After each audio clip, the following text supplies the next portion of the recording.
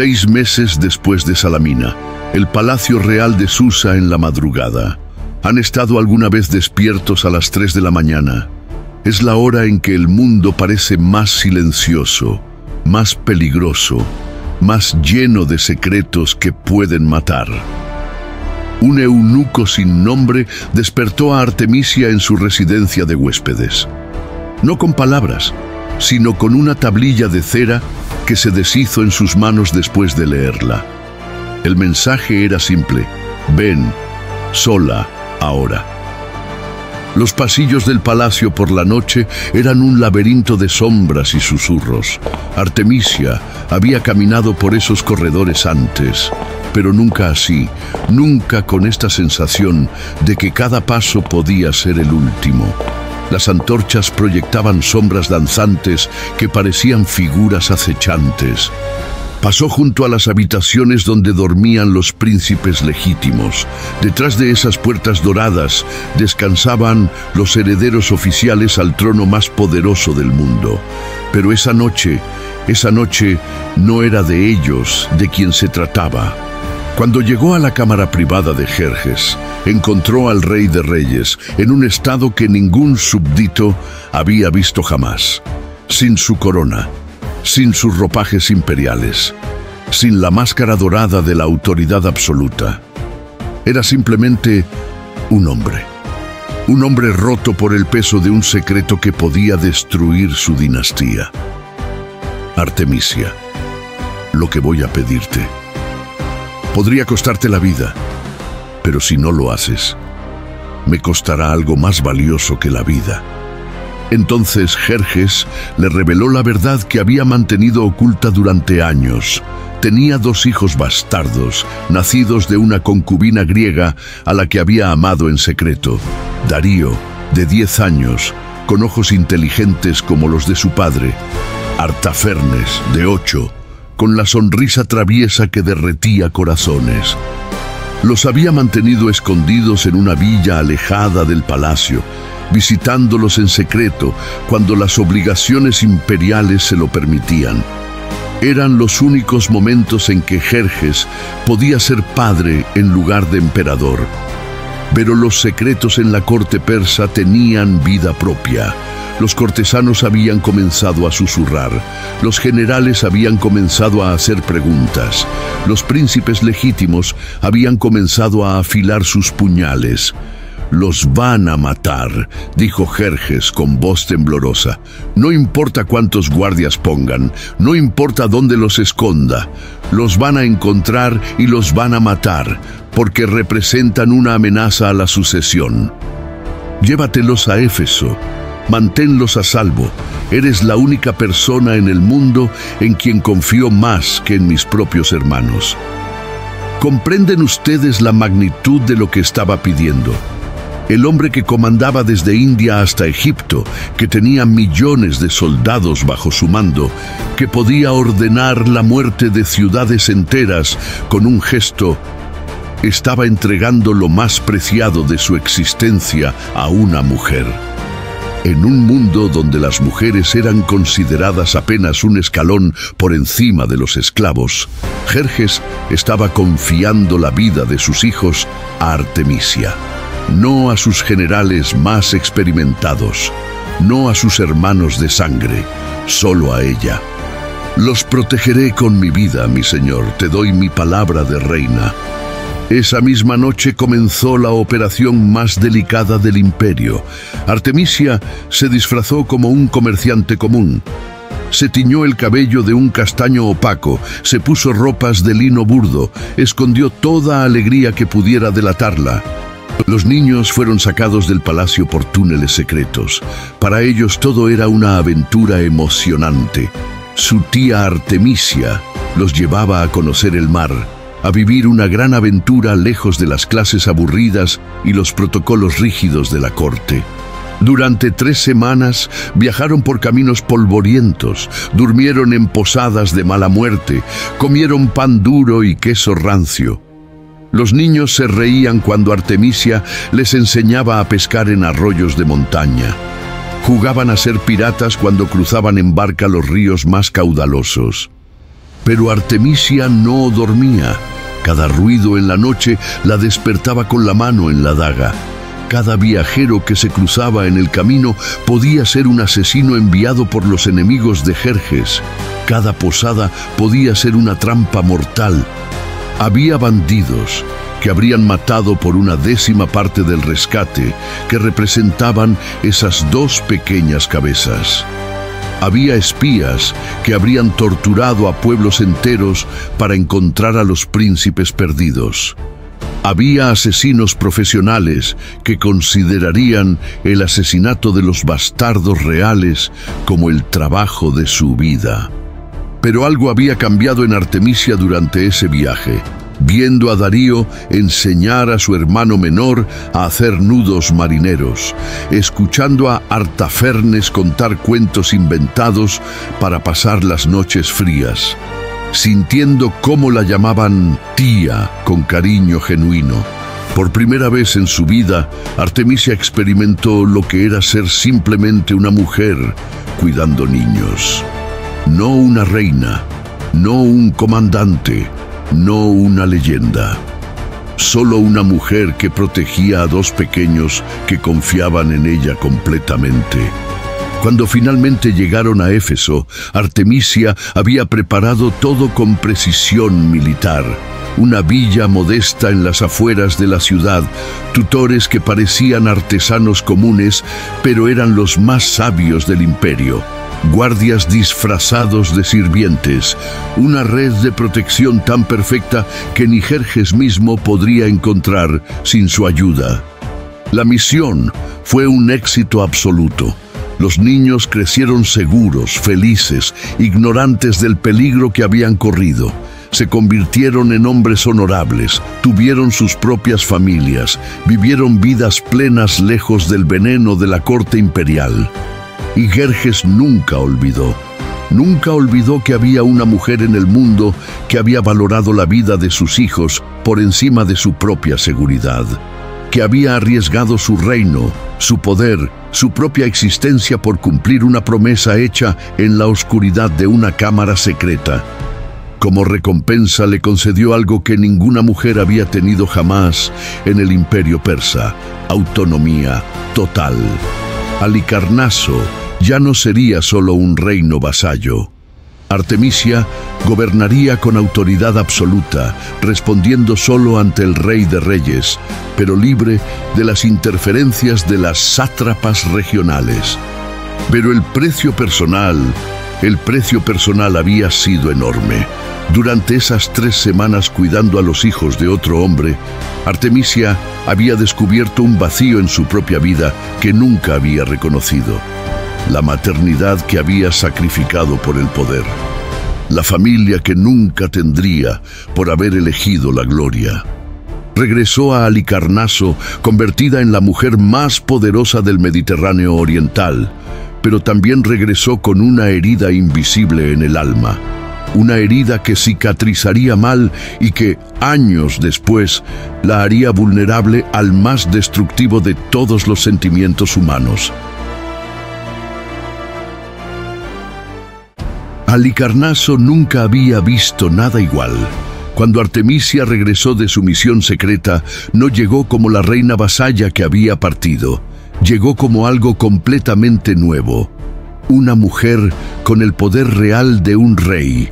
Su primer acto fue convocar a todos los nobles locales a una audiencia. Los hombres que durante años habían murmurado sobre el capricho de tener una mujer gobernante, ahora tenían que enfrentar una realidad incómoda. Esa mujer controlaba rutas comerciales que los harían ricos o los arruinarían por completo. «Señores», les dijo con voz que no admitía réplica, «las reglas han cambiado. Halicarnaso ya no es solo un puerto comercial. Somos el corazón del poder naval en el Mediterráneo oriental. Y o están conmigo, o pueden buscar otro lugar donde vivir». No era una amenaza vacía. Artemisia había regresado con cartas de crédito del Tesoro Imperial, con contratos comerciales exclusivos, con el respaldo explícito de Jerjes. Cualquier noble que se opusiera a ella se enfrentaría no solo a su ira, sino a la del imperio más poderoso del mundo. Durante los siguientes 10 años, Halicarnaso transformó en algo que el mundo no había visto jamás. Un reino comercial dirigido por una mujer con mentalidad de emperador. Sus naves patrullaban desde Rodas hasta Chipre. Sus comerciantes negociaban en todos los puertos importantes del Mediterráneo oriental. Estableció el primer sistema de seguros marítimos de la historia. Si un comerciante perdía su carga en una tormenta o por piratas, el tesoro real de Halicarnaso le compensaría el 80% de las pérdidas. A cambio, todos los comerciantes que usaran sus rutas pagarían una tarifa del 5%. Fue revolucionario. En menos de 5 años, Halicarnaso se convirtió en el centro comercial más importante entre Atenas y Alejandría. Los mercaderes llegaban desde Mesopotamia, desde el Mar Negro, desde las costas de África. Todos querían comerciar bajo la protección de la reina del mar. Las calles de la ciudad se llenaron de idiomas exóticos: arameo, fenicio, egipcio, escita. Los talleres de los artesanos trabajaban día y noche produciendo cerámica, tejidos, joyas, armas. Los graneros reales se llenaron hasta el techo con trigo de Egipto, especias de Arabia, seda de la lejana China. Pero Artemisia no se contentó solo con la riqueza. Entendía algo que pocos gobernantes de su época comprendían: que el poder real no viene del oro, sino del conocimiento. Estableció la primera biblioteca pública de Asia Menor, rival de la famosa Biblioteca de Alejandría. Trajo sabios de todas partes del mundo conocido, matemáticos de Babilonia que enseñaban geometría, astrónomos de Egipto que explicaban el movimiento de las estrellas, médicos de Grecia que revolucionaron el arte de curar, filósofos que debatían sobre la naturaleza del alma y el destino del hombre. Los jóvenes nobles de todo el Mediterráneo oriental comenzaron a llegar a Halicarnaso no solo para comerciar, sino para educarse. La corte de Artemisia se convirtió en un centro de aprendizaje que rivalizaba con Atenas y Alejandría. Construyó el puerto más avanzado de su época, con muelles de mármol que podían acomodar las naves más grandes, con almacenes subterráneos que mantenían las mercancías secas incluso en las tormentas más violentas, con un faro que podía ver desde 30 millas de distancia. Pero todo este poder, toda esta prosperidad, tenía un precio personal que Artemisia pagaba en silencio. Cada noche, cuando los últimos comerciantes se retiraban y los últimos diplomáticos terminaban sus reuniones, se quedaba sola en su palacio, sola con el peso de 1000 decisiones diarias, sola con la responsabilidad de millas de vidas que dependían de su sabiduría, sola con la gloria que había construido piedra a piedra, pero que se sentía vacía cuando no había nadie con quien compartirla. A los 40 años, Artemisia era la mujer más poderosa de su tiempo. Controlaba más riqueza que algunos reyes. Sus palabras podrían iniciar guerras o firmar la paz. Su flota podía bloquear el comercio del medio Mediterráneo. Pero por las noches caminaba sola por los jardines de su palacio, mirando las estrellas que una vez había usado para navegar, y se preguntaba si había valido la pena sacrificar toda su humanidad por su leyenda. Había tenido pretendientes, por supuesto, príncipes que querían aliarse con su poder, generales que buscaban el respaldo de su flota, comerciantes que soñaban con acceder a sus rutas exclusivas, pero ninguna la había visto como mujer, solo como reina.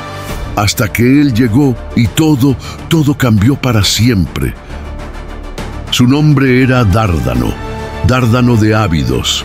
Y cuando pronuncio ese nombre, todavía puedo sentir cómo cambia el aire, como si las palabras mismas tuvieran poder para convocar fantasmas.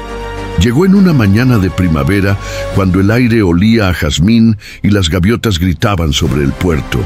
Era embajador de Abidos, una ciudad aliada que necesitaba renegociar sus acuerdos comerciales.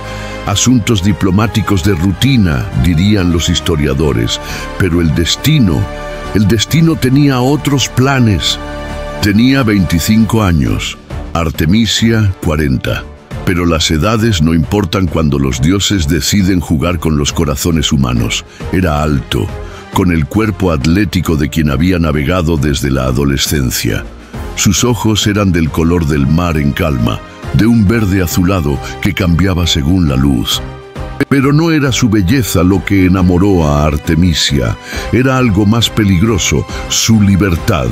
Dárdano se movía por el mundo con la confianza de quien no debe nada a nadie, de quien no carga con el peso del poder absoluto. Representaba todo lo que ella había sacrificado por su trono.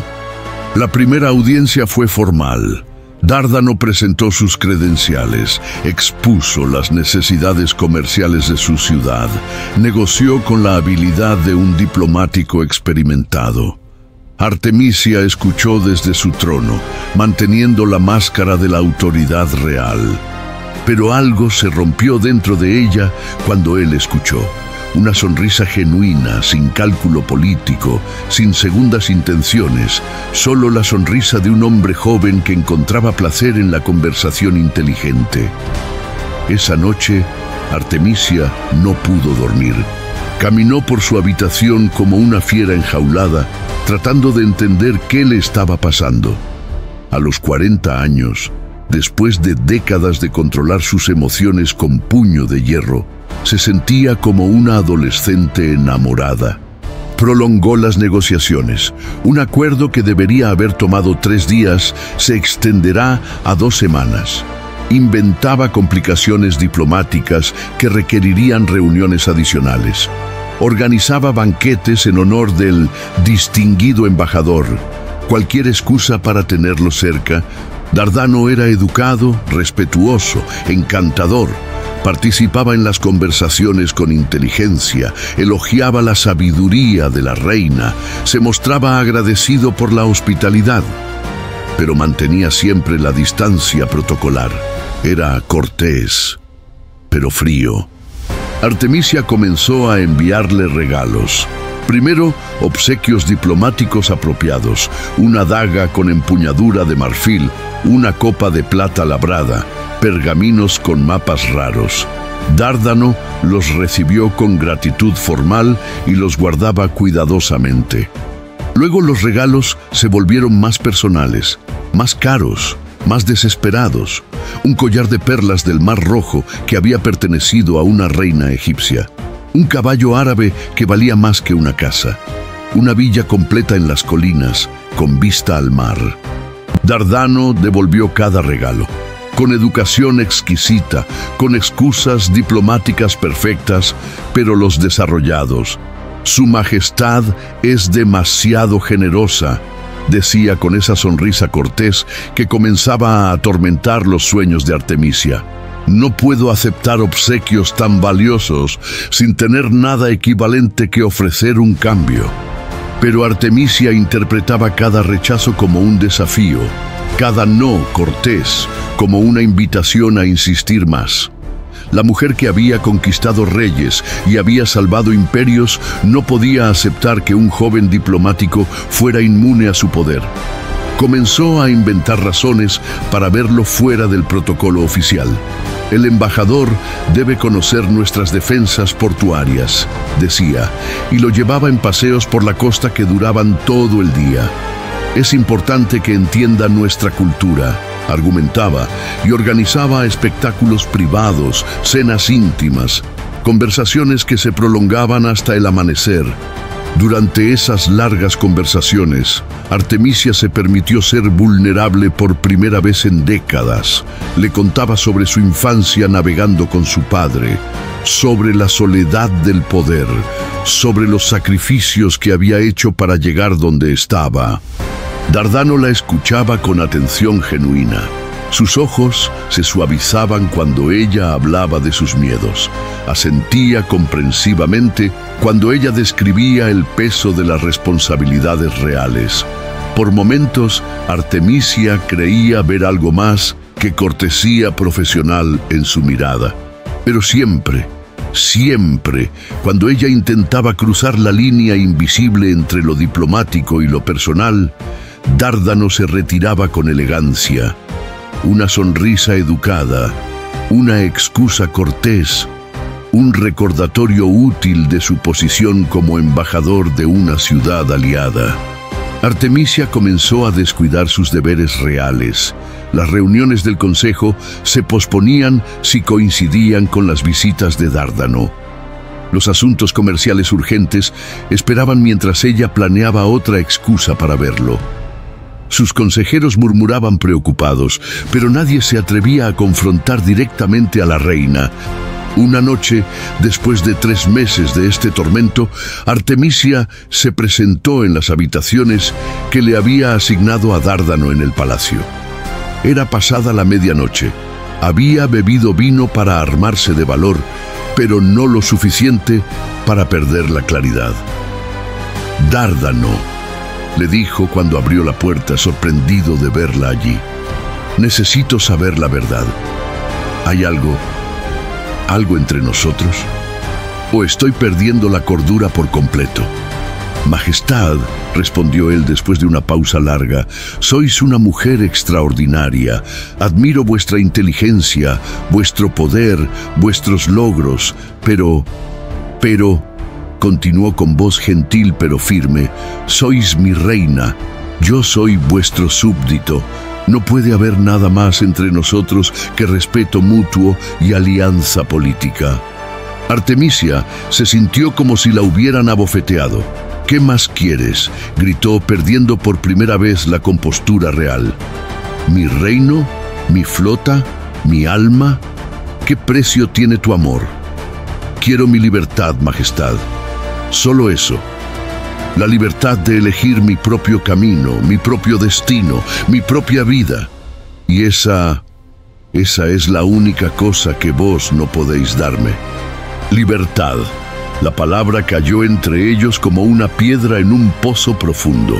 Artemisia se quedó en silencio durante largos minutos, entendiendo por primera vez la cruel ironía de su situación. La mujer más poderosa del mundo no podía ofrecer la única cosa que él deseaba, porque ella misma nunca la había tenido.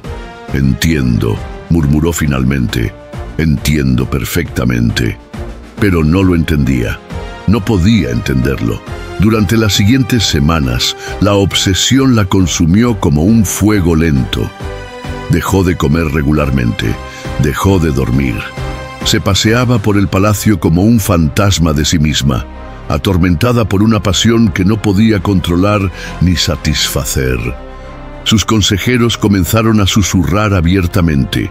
Los comerciantes notaron que las decisiones reales se retrasaban o se tomaban de manera errática. Los aliados enviaron mensajes diplomáticos expresando su preocupación por la salud de la reina. Artemisia lo sabía.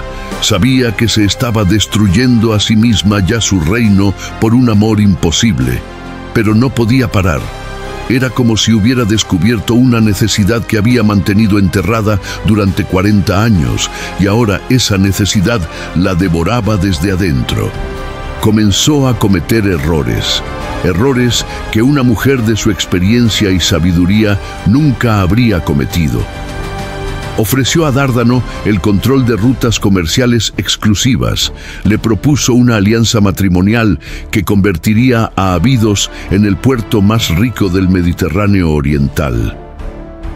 Incluso le ofrecía abdicar, renunciar a su trono, dividir su reino, convertirse en una ciudadana común si él la aceptaba como esposa. Dárdano rechazó cada oferta con la misma cortesía implacable, y con cada rechazo, Artemisia se hundía más profundamente en la desesperación. La situación se volvió insostenible. Los rumores llegaron a oídos de los enemigos de Halicarnaso. Los piratas comenzaron a atacar naves comerciales sabiendo que la respuesta real sería lenta y desorganizada. Ciudades rivales comenzaron a cuestionar los acuerdos comerciales, dudando de la estabilidad del reino. Una mañana de invierno, Artemisia se despertó y encontró una nota en su habitación. Dárdano había partido durante la noche, sin desesperarse, sin una última audiencia, sin siquiera cumplir el protocolo diplomático básico. Había huido de ella como se huye de una peste, y en esa nota con su letra elegante había escrito solo una línea: «Perdóname, Majestad, pero debo salvarnos a ambos». Esa fue la gota que colmó el vaso, la humillación final, la realización definitiva de que se había convertido en algo tan monstruoso que incluso un diplomático profesional había preferido romper todas las reglas antes de soportar su presencia un día más. La carta de Dárdano quedó sobre la mesa de ébano de Artemisia durante 3 días. 3 días en los que ella no salió de sus aposentos, no recibió visitas, no tomó decisiones reales. Sus sirvientes dejaban comida que no tocaba, vino que no bebía, informes urgentes que no leía. Al 4.º día salió, pero ya no era la misma mujer. Los que la vieron ese día dijeron después que parecía haber vuelto transparente, como si parte de su alma hubiera partido con el joven embajador que había huido en la noche. Convocó a su consejo privado, los 5 hombres más cercanos a ella, que habían servido fielmente durante décadas, que conocían todos sus secretos, excepto este. Cuando entraron a la sala del trono, encontraron a una mujer que reconocían básicamente, pero que parecía ser otra persona por completo. «Señores», les dijo con una calma que los aterrorizó más que cualquier grito, «he tomado la decisión de realizar un viaje personal. Los asuntos del reino quedarán en sus manos competentes hasta mi regreso». «¿A dónde vais, Majestad?», preguntó Nicomedias, su consejero más anciano, con la voz temblorosa de quien intuye un desastre. «A buscar respuestas que solo yo puedo encontrar».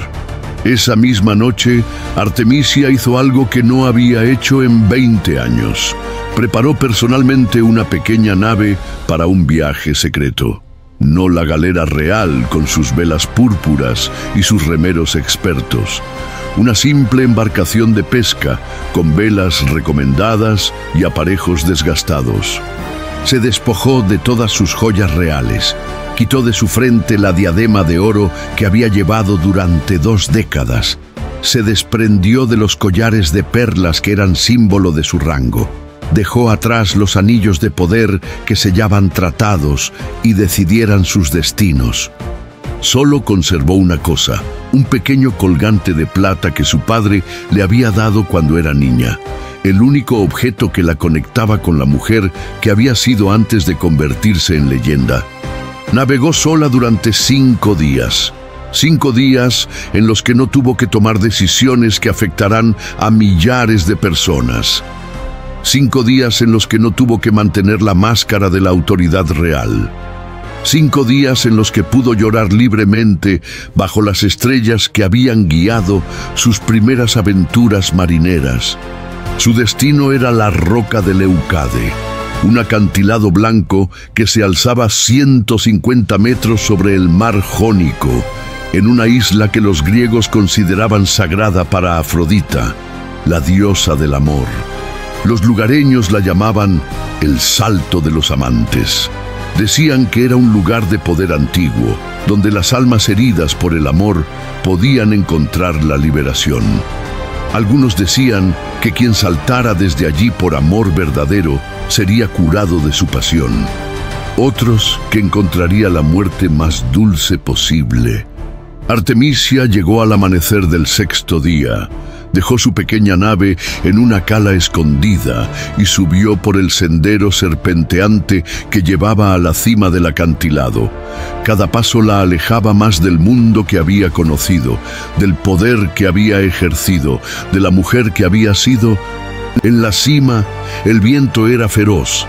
Azotaba su túnica simple, desarreglaba su cabello que ya no llevaba peinado con la perfección real. Por primera vez en décadas, Artemisia se sintió pequeña ante la inmensidad del mundo. Se sentó en una roca, a pocos metros del borde, y miró hacia el horizonte infinito. Desde allí podía ver las islas donde había navegado en su juventud, las rutas comerciales que había establecido, las aguas que una vez había gobernado como reina indiscutible. Y entonces comenzó a hablar. No a los dioses, no a los muertos, no a nadie en particular. Simplemente habló. Como si necesitara escuchar su propia voz diciendo verdades que nunca había pronunciado. «Salvé un imperio», murmuró al viento. «Protegí a niños inocentes. Construí un reino próspero. Fui sabia, fui justa, fui poderosa. Pero nunca fui simplemente una mujer. ¿Cuándo fue la última vez que alguien me miró y vio solo a Artemisia? No a la reina, no a la leyenda, no a la mujer más poderosa del mundo, solo a mí». Las lágrimas comenzaron a caer. Lágrimas que había contenido durante meses de obsesión, durante años de soledad, durante décadas de sacrificar su humanidad por su destino. «Dárdano tenía razón», dijo con voz más firme. «Yo no podía darle libertad, porque nunca la tuve. Desde que nací, mi vida ha pertenecido a otros, a mi reino, a mi pueblo, a mi leyenda. Nunca ha sido mía». El sol comenzaba a elevarse sobre el horizonte, pintando el cielo de tonos dorados y rosados. Era hermoso, más hermoso de lo que Artemisia había notado en años de estar demasiado ocupada gobernando para contemplar la belleza simple del mundo. Pero hoy mi vida va a ser mía. Por primera vez voy a tomar una decisión que no afecta a nadie más que a mí. Voy a elegir mi propio destino. Se quitó el colgante de plata de su padre, lo sostuvo en la palma de su mano, sintiendo su peso familiar, recordando el día en que él se lo había dado. «Para que siempre recuerdes quién eres», le había dicho, «sin importar en quién te convertirás». «Ahora sé quién soy, padre», susurró. «Soy una mujer que amó demasiado tarde, que entendió demasiado tarde, que vivió demasiado poco». Artemisia se levantó y caminó hasta el borde exacto del acantilado. Sus pies descalzos se aferraron a la piedra blanca. El viento azotaba su rostro, secando las lágrimas, despeinando su cabello como lo había hecho cuando era joven y navegaba libre por estas mismas yeguas. Abajo, las olas rugían contra las rocas como bestias hambrientas, pero a Artemisia ya no le daban miedo. Durante 40 años había luchado contra corrientes traicioneras, había navegado por tormentas mortales, había desafiado a las yeguas más peligrosas del mundo. Era hora de hacer las paces con el agua que había sido su hogar verdadero. «Poseidón», murmuró, invocando al dios de los océanos que había gobernado su vida. «He sido tu hija fiel durante 4 décadas. He navegado en tu honor, he respetado tus tempestades, he conocido tus secretos. Ahora vengo a pedirte el último favor».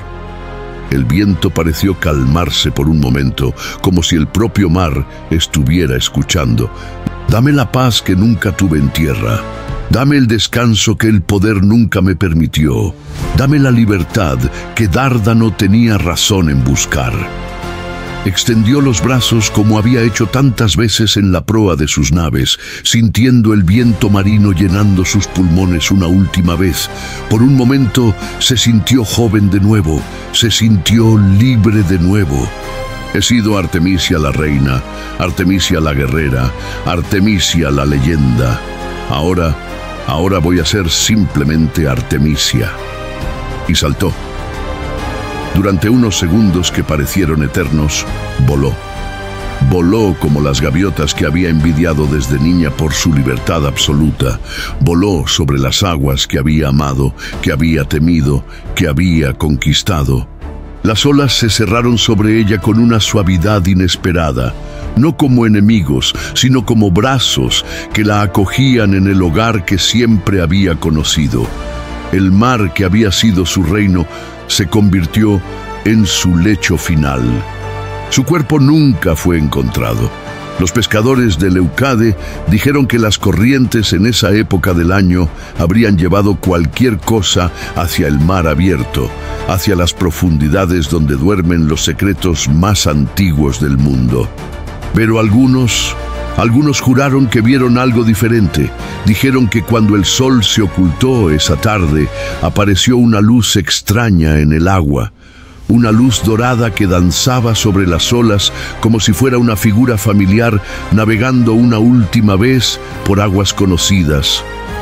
Los marineros que navegaron por esas aguas en los años siguientes contaron historias extrañas. Hablaban de una presencia en las noches de tormenta, de una voz que susurraba advertencias sobre corrientes peligrosas, de una sombra familiar que guiaba a los navegantes perdidos hacia puertos seguros. «Es Artemisia», decían los viejos lobos de mar. «Todavía cuida de los que navegan por sus aguas». Y tal vez tenían razón. Tal vez la reina del mar había encontrado al final la forma de ser tanto leyenda como mujer, de proteger a otros sin sacrificar su propia alma, de gobernar sin ser prisionera de su poder. En Halicarnaso, cuando llegaron las noticias de su desaparición, declararon 7 días de luto. Sus consejeros gobernaron sabiamente en su memoria. Su reino continuó próspero. Los tratados que había firmado se respetaron. La red comercial que había construido seguimiento enriqueciendo a millas de familias. Los hijos de Jerjes, que ella había salvado décadas atrás, enviaron emisarios desde Éfeso para honrar su memoria. Habían crecido hasta convertirse en hombres honorables, padres de familia, ciudadanos respetados. Nunca olvidaron a la mujer que había arriesgado todo para darles una vida normal. Ella nos enseñó, dijeron en la ceremonia fúnebre, que el verdadero poder no está en conquistar a otros, sino en proteger a los que amamos. Pero la historia más hermosa la contó un viejo pescador de Leucade, muchos años después. Juraba que una noche, cuando las tormentas azotaban la isla, vio una figura familiar caminando por la playa. Una mujer de mediana edad, con el cabello suelto al viento, recogiendo caracolas como hacen los niños. No llevaba corona, ni joyas, ni ropajes reales, solo una túnica sencilla y una sonrisa de paz que él nunca había visto en rostro humano. «¿Quién sois?», le gritó por encima del rugido de la tormenta. «Soy libre», respondió ella, y su voz sonaba como el murmullo del mar en calma. «Por primera vez en 40 años, soy libre». Cuando amaneció, no había rastro de ella, solo caracolas dispuestas en la arena formando un patrón extraño. El pescador las estudió durante horas antes de darse cuenta de lo que representaban. Eran las constelaciones que los navegantes usan para orientarse en el mar. Artemisia había dejado un último regalo, un mapa celestial para los perdidos, una guía para los que buscan su camino a casa. Y así terminó la historia de la mujer más poderosa de su tiempo, no con el estruendo de batallas ganadas, ni con el eco de discursos políticos, ni con el inventario de riquezas acumuladas. Terminó con el susurro eterno del mar que la acogió, con el viento que aún lleva su nombre por los acantilados de Leucade, con la luz dorada que los marineros juran ver en las noches de tormenta. Porque al final, las historias más grandes no son sobre lo que construimos o conquistamos, son sobre lo que elegimos cuando ya no nos queda nada que perder, excepto la oportunidad de ser, finalmente, nosotros mismos. Y Artemisia eligió la libertad. la libertad de amar, la libertad de sufrir, la libertad de decidir su propio final, la libertad de ser recordada no solo como una reina poderosa, sino como una mujer que amó tan profundamente que prefirió morir siendo humana antes que seguir viviendo como leyenda. Esa es la verdadera grandeza, no el poder que ejercemos sobre otros, sino el momento en que elegimos ser fieles a nosotros mismos sin importar el precio. Y en algún lugar, entre las olas eternas del Mediterráneo, Artemisia de Halicarnaso sigue navegando libre, por primera vez en su vida. Y hasta aquí llegamos con el video de hoy. Espero que te haya gustado. No olvides darle like, suscribirte y activar la campanita para no perderte ningún contenido nuevo. Déjame tu opinión en los comentarios y cuéntame qué te gustaría ver en futuros videos. Gracias por acompañarme y hasta la próxima.